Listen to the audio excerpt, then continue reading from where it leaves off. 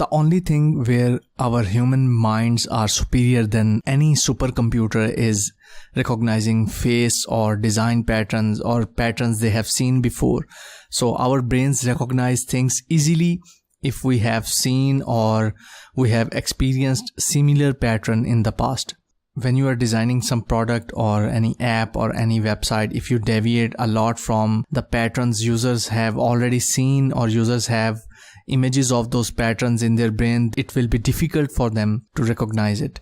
Just an example, if you're inventing a car, don't try to put airplane-like hundreds of controls in it to move around. It will be difficult for the users to recognize those patterns. So you need to take those patterns from already made cars and maybe you can alter them or enhance them a bit.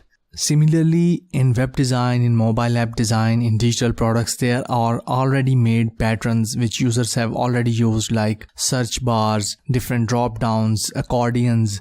So before starting out using any or creating any new pattern, try to find the similar pattern which users are already using. So I'm going to show you a few websites related to design patterns, and for developers, it is really necessary to use those already made patterns. It also saves a lot of time. Here is a website called patterns.com and pttrns.com, and I'm going to share all these links, 4 links in the resources. So what you have to do is, you can see on the left side there are categories. So if I go to this cards pattern, you can see this is very popular these days. It is going to filter out and show me just the cards patterns. You can see this is one, and then we have these cards, small cards. Then we have this, you can see on it.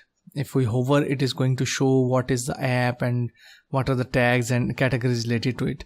So this is one way.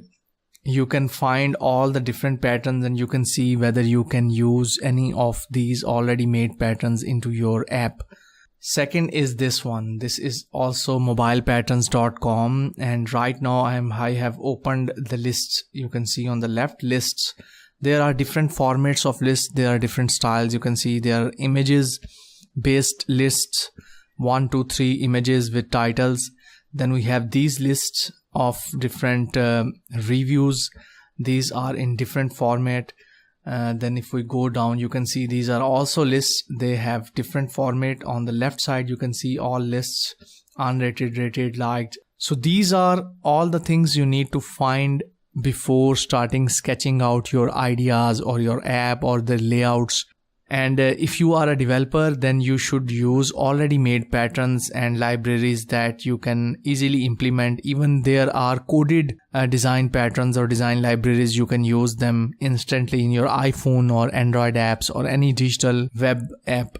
This is another website, uipatterns.com, and there are a lot of patterns with different categories. For example, if I go to this model window, it will show me what is the problem, why user need it, and also some good examples. You can see over here, it has shown me one example, also its usage. So this is another website, and it shows a lot of different UI design patterns. Then here we have another pattern library website, valley.com, and you can see there are again different categories. Let's go to advanced search and see what patterns are there for advanced search.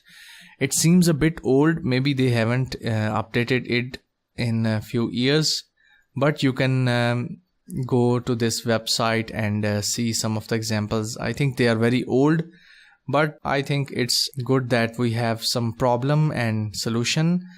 I think you should stick to these 3 websites. They are more latest rather than this one. This is a bit old. And I'm going to share all the links with you. This is valley.com. It feels a bit old for me. So these 3 will be perfect. So this is all about pattern libraries and how you can use them. Our human brains are wired to recognize similar patterns. For example, these model windows, I can instantly recognize them that this is a model window and this is maybe for some information, or maybe I can click on it, and if it's have a button, you can see over here in this example, I can click on it and perform some action. If you have any questions to ask me, let's move on to the next lesson.